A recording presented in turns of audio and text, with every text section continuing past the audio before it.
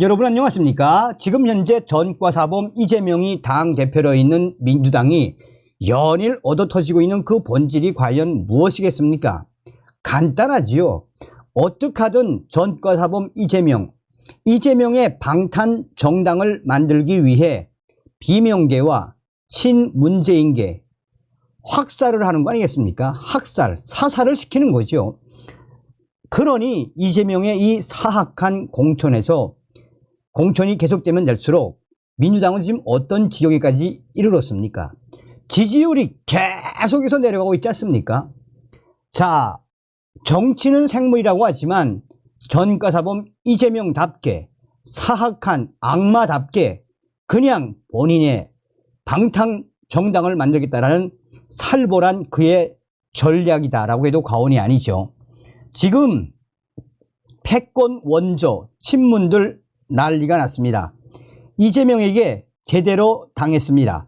한 번도 경험 못한 맛을 보고 있는 원조 친문계들. 정성찬TV 좋아요, 구독, 알림은 큰 힘이 되겠습니다. 차은우보다 이재명을 외친 민주당 안기령 부대변인의 이른바 아부 공천에는 원조가 있습니다. 문재인 정권 3년 차이던 2019년 박경미 당시 민주당 위원이 박경미가 문재인 대통령께라는 유튜브 영상을 올렸습니다. 그는 베토벤의 월광 소나타를 피아노 연주하며 호수에 비치는 달빛의 은은함 어쩌고 저쩌고 하더니 달빛 소나타가 문 대통령의 성정을 닮았다라고까지 했었습니다. 문재인 정부의 피날레는 월광 소나타의 화려한 사막장처럼 뜨거운 감동을 남길 것이라고도 했었습니다. 보는 사람들이 손발이 오그라들게 했습니다. 오죽했으면 박경미가 문재인의 월광 소나타, 아부, 아첨, 충성, 도가 넘었다라는 충격적인 반응이 쏟아져 나왔었습니다. 몇 달 뒤 그는 민주당 공천을 받아 서울 서초울에 출마했습니다. 선거에는 떨어졌지만 낙선의 아픔은 잠시뿐이었습니다.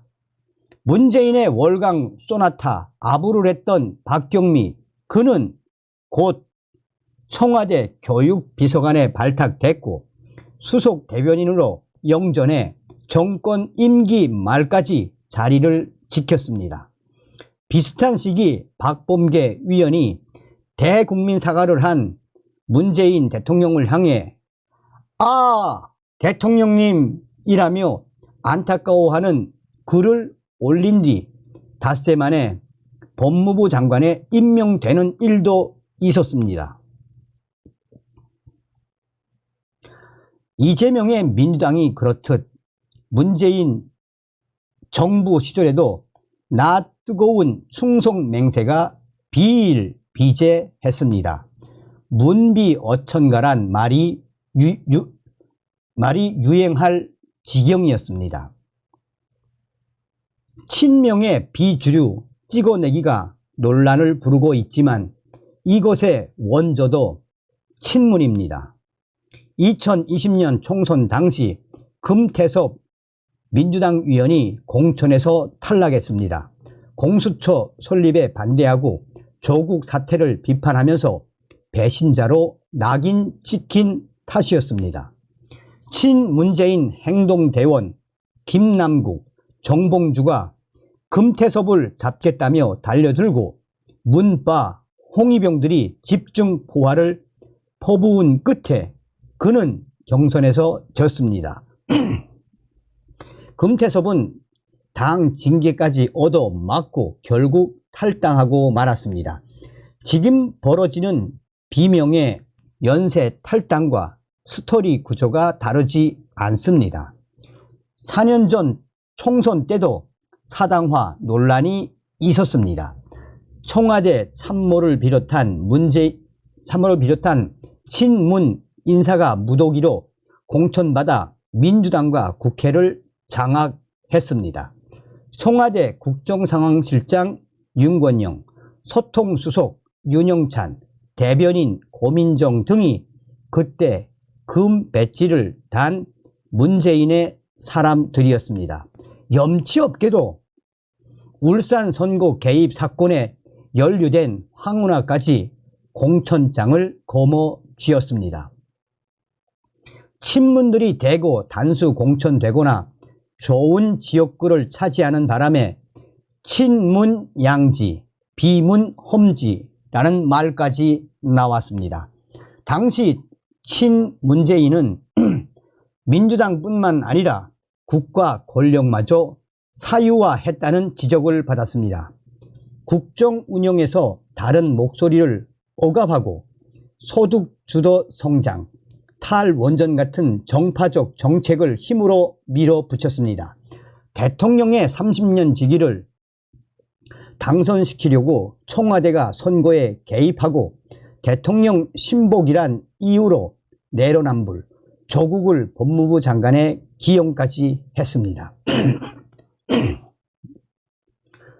친명이 독단적 당 운영으로 민주당을 분열시켰다면 친문은 편가르기, 진영 정치로 나라를 두 쪽으로 갈라 놓았습니다. 자기 세력, 자기 진영의 이익을 앞세워 민주주의를 후퇴시키고 갈등을 조장한 점에서 두 파벌은 50보 100보입니다. 친문의 황태자 임종석이 민주당 공천에서 탈락하자 억울함을 호소하며 반발했습니다. 문재인 정권 때 그는 권력 사유화를 주도하고 울산 선거 개입의 사령탑으로 지목받은 가해 세력의 핵심이었습니다. 고민정 위원은 공천 파행에 항의의 최고위원직을 사퇴했지만 그 역시 문재인 정권의 국정 폭주에 앞장서고 박원순 성폭력 피해자를 피해 호소인이라고 우긴 장본인이었습니다. 공천 탈락 위기에 몰린 윤영찬 위원 또한 비우호적 기사를 올렸다는 이유로 카카오 들어오라고 해 라고 호통치며 비판 언론을 억압한 정권의 수비 대장이었습니다. 탈당한 이원욱 위원은 윤석열 당시 검찰총장을 주인 무는 개에 비유하며 공격했고 김정민 위원은 조국의 비리를 방어해주는 호위무사로 활약했습니다. 컷오프 당한 홍영표 위원은 원내대표 시절 공수처법과 검경 수사권 조정법을 밀어붙였고 서른 위원은 김우겸의 재개발 투기와 윤미향의 위안부 할머니 돈 편취를 싸고 돈 사람입니다. 그렇게 새머리하며 5년간 권력을 휘두른 친문이 비주류로 전락해 이재명을 만났습니다. 계파 싸움에는 도 같은 친문에게도 이재명 대표의 거친 폭주는 한 번도 경험하지 못한 독한 맛일 것입니다. 이재명이는 가는 곳마다 적을 만드는 난세형 정치가입니다. 그는 친형 가족과 싸워 원수가 됐고 수많은 이재명 저격수를 출연시켰습니다. 전 성남도시개발공사 본부장 유동규, 경기지사 비서실 7급 출신 조명현, 성남시장 수행비서 출신 김진성 등 주변에 있던 사람들이 잇따라 등을 돌려 그에게 불리한 증언을 쏟아내고 있습니다. 측근 5명이 연달아 숨을 거둔 것도 예사롭지가 않습니다. 계파 패권주의의 원조인 친문이 상상도 못한 강적을 만나 지금 속수무책으로 당하고 있는 꼴이 돼 버렸습니다. 지금 벌어지는 친명, 친문의 전쟁에서 누가 가해자고 누가 피해자냐를 따지는 것은 의미가 없습니다. 양쪽 다 파벌 이익에 목숨을 건 비정상 집단이니 누굴 동정할 필요도 없습니다. 친문 패권이 저물자 한층 더 센 친명 패권이 등장을 했습니다. 대를 이어 개파 패권주의가 판치는 민주당은 이제 더 이상 고쳐쓰기 힘든 정당이 됐습니다. 라고 전하고 있습니다. 조선일보의 박종훈 논설실장의 이 논조가 얼마나 기가 막힙니까? 우리는 이번에 총선에서 반드시 더불어 공산당, 민주당 박살내야 합니다. 다음 시간에 뵙겠습니다. 멸공.